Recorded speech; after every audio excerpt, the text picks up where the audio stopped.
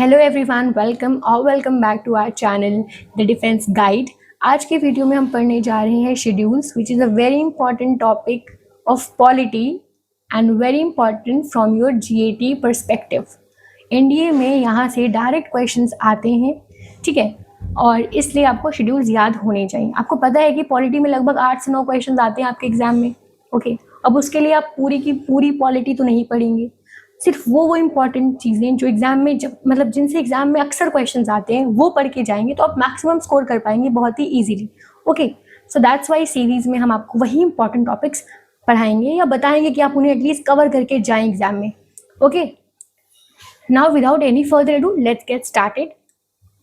सबसे पहले एक ब्रीफ इंट्रोडक्शन अगर दूं तो हमारे कॉन्स्टिट्यूशन में, ठीक है, इंडियन कॉन्स्टिट्यूशन में there are 448 articles, 25 parts and 12 schedules, and today we are going to study those 12 schedules. Rather we are going to remember what is there mentioned in those schedules, क्योंकि direct question आएगा बिल्कुल कि इस वाले schedule में क्या mentioned है, okay. सबसे पहले एक एक्रोनिम आपको मैं बताऊं जो कि एक ट्रिक है टू रिमेंबर दिस। वो ट्रिक है tears of old PM.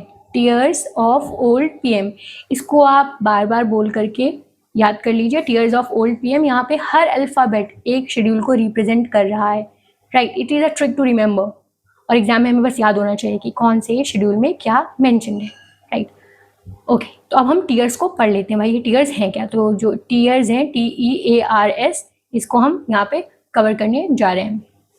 So tears में जो टी है, एक बार मैं इसे जूम कर लेती हूँ। टीयर्स में जो टी है इट स्टैंड्स फॉर टेरिटरीज, यानी हमारी जो इंडिया है, हमारे इंडिया में जितने भी यूटीज हैं, इंडिया में जितने, सॉरी फॉर द ड्राइंग जल्दी मनी नहीं, हमारे इंडिया में जितने भी यूटीज हैं, जितने भी स्टेट्स हैं, वो सारी टेरिटरीज कहाँ मेंशन है, शेड्यूल 1 में, उनके बारे में, ओके। नेक्स्ट है ई, जो कि इमोल्यूमेंट्स के लिए स्टैंड करता है। इमोल्यूमेंट्स का मतलब होता है जो भी आपको पेमेंट, सैलरीज, पर्क्स एट्सेट्रा जो भी मिलती हैं जब आप कोई ऑफिस अज्यूम करते हैं। और वो कौन लोग हैं, जो भी हमारे जजेस हैं सुप्रीम कोर्ट, हाई कोर्ट के, प्रेसिडेंट है, वाइस प्रेसिडेंट है, इन सबको जो इमोल्यूमेंट्स एंड अलाउंसेस मिलती हैं वो हमारे सेकेंड शेड्यूल में मैंशन है। नेक्स्ट है third schedule. Third schedule talks about affirmation, affirmations and oath, ठीक है, यानी कि जब आप ऑफिस अज्यूम करते हैं तो जो भी आपको ओथ है या जो भी आपको शपथ लेनी पड़ती है वो थर्ड शेड्यूल में मेंशन्ड है।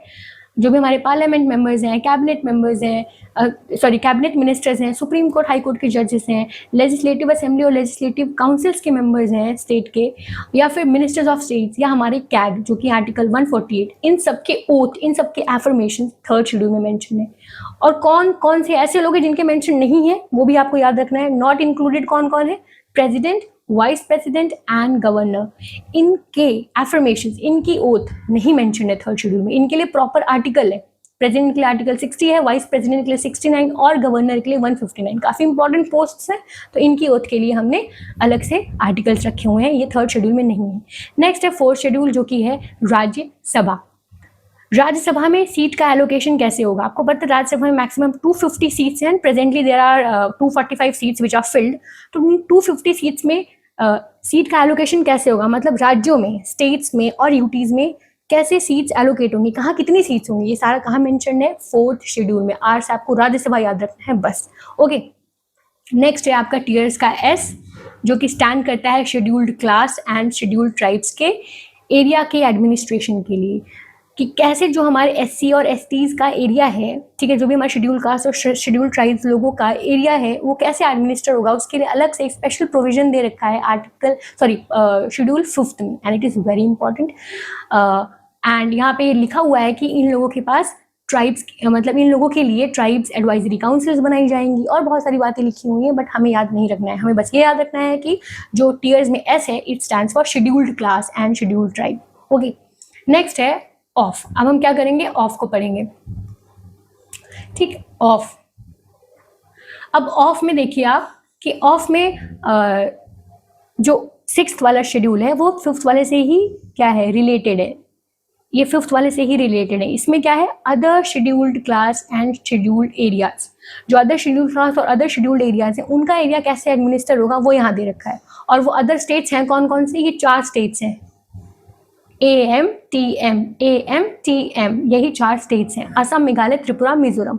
याद रखिएगा अरुणाचल और मणिपुर यहाँ पर नहीं है, असम, मेघालय, त्रिपुरा, मिजोरम, ये 4 स्टेट का एडमिनिस्ट्रेशन कैसे होगा, मतलब इन चारों स्टेट्स में जो शेड्यूल कास्ट और ट्राइबल एरियाज है उनका एडमिनिस्ट्रेशन कैसा होगा, वो कहाँ दे रखा है, 6th शेड्यूल में। ओ से स्टैंड करता है अदर शेड्यूल कास्ट, वो 5th से ही रिलेटेड है। नेक्स्ट है F stands for federal nature. Federal nature of our Indian constitution का मतलब होता है कि जो भी डिवीजन ऑफ पावर होगी, फेडरल नेचर का क्या मतलब है कि डिवीजन ऑफ पावर होगी स्टेट लिस्ट, यूनियन लिस्ट और कॉन्करेंट लिस्ट में, that is given in our 7th schedule. Okay, और स्टेट लिस्ट, यूनियन लिस्ट और कॉन्करेंट लिस्ट के अंदर आता क्या क्या है वो मैं सेपरेट वीडियो में बता दूंगी, अभी आपको बस इतना याद रखना है। शेड्यूल में 7th शेड्यूल जो F है, F word stands for federal nature. Next है हमारा 8th शेड्यूल, और जो कि बहुत ज़्यादा इंपॉर्टेंट है क्योंकि ये बात करता है ऑफिशियल लैंग्वेजेस की। अब हम पढ़ने जा रहे हैं ओल्ड, मतलब एक्रोनिम में जो ओल्ड वाला हमारा पार्ट है उसको पढ़ने जा रहे हैं ओल्ड में, OLD। तो 8th शेड्यूल ऑफिशियल लैंग्वेज के लिए स्टैंड करता है। ओके, और वो ऑफिशियल लैंग्वेजेस क्या क्या हैं,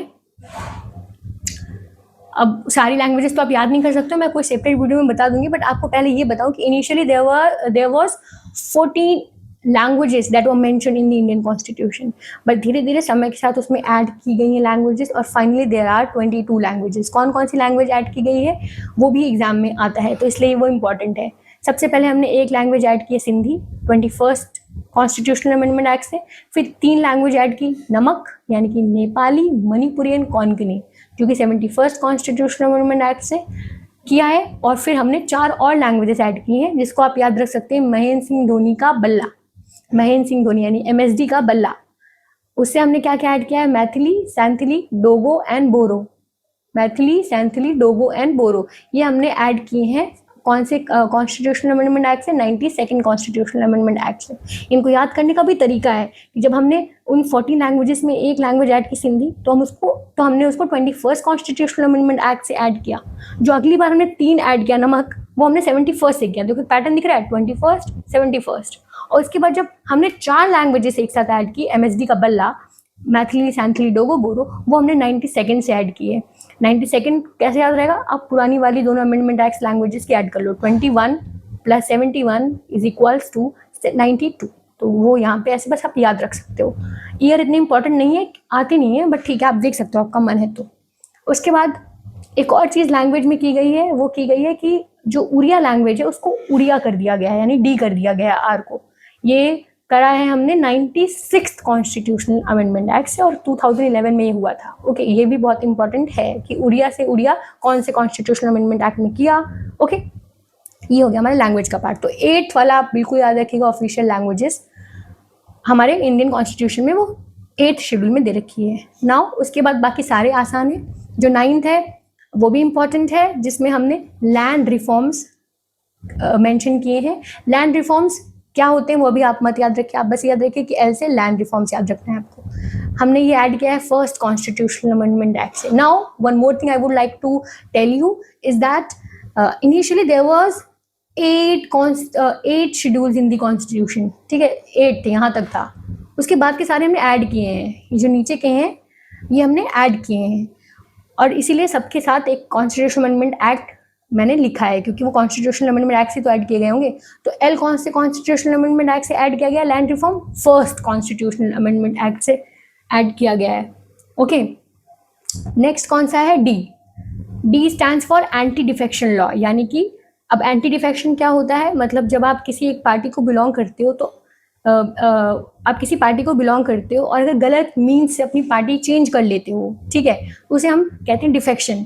तो उसी के अगेंस्ट ही लॉ है एंटी डिफेक्शन लॉ। ये आया है 52nd कॉन्स्टिट्यूशनल अमेंडमेंट एक्ट से और हमारे 10th शेड्यूल में मेंशन है। Okay, now last 2 schedules are PM। तो PM को हम अलग से हाईलाइट कर लेते हैं। PM ये बहुत इंपॉर्टेंट है क्योंकि P stands for Panchayati Raj and M stands for municipality. ये दोनों आपस में बिल्कुल रिलेटेड है, पंचायती राज एंड म्यूनिसिपैलिटी। 11, 12 आपको ऐसे याद रखना है। ओके, आखिरी का जो PM है पंचायती म्यूनिसिपैलिटी, ये ऐड किया गया है हमारे कॉन्स्टिट्यूशनल अमेंडमेंट एक्ट से। तो कौन सा कॉन्स्टिट्यूशनल अमेंडमेंट एक्ट ने इसको ऐड किया है, 73rd। और म्यूनिसपैलिटी को किसने ऐड किया है? 74th, 73rd एंड 74th, एक के बाद एक आया है, ठीक है। 1992 में हुआ था ये अमेंडमेंट एक्ट और बहुत इंपॉर्टेंट है। ये इनैक्ट हुआ है 1993 में, इतना डिटेल में आता तो नहीं है बट स्टिल मैं बस आपको बता रही हूँ 1992 में आया था। And 73rd and 74th amendment act से हमने पीएम को ऐड किया है, Panchayati Raj and municipality. In this way आपको मैंने सारे जो इंपॉर्टेंट शेड्यूल्स थे याद करा दिए हैं। आई होप कि एग्जाम में आए क्वेश्चन तो आप तुरंत बता पाएँ कि कौन से शेड्यूल में कौन सा मेंशन्ड है, और कुछ अगर अमेंडमेंट्स एक्ट्स आती हैं इससे रिलेटेड इंपॉर्टेंट तो वो भी आप याद कर लें। तो आई वुड रिकमेंड यू कि आप इसे कहीं एक जगह पर अच्छे से लिख लें एंड 2-3 बार देख लें तो आपको वो हमेशा के लिए याद हो जाएंगे। तो टीआईज ऑफ ओल्ड पीएम से हमने 12 शेड्यूल्स याद कर लिए हैं। ऐसे ही ट्रिक्स के साथ अगर आपको और भी इंपॉर्टेंट पॉलिटी की चीज़ें या और जीएटी में टॉपिक्स याद करनी है तो प्लीज़ कमेंट सेक्शंस में बताइएगा, so that we can work on your feedback and we can know कि what is working for you. Okay, so that's it. Thank you for watching. I'll see you in the next video. Till then, take care. Bye bye.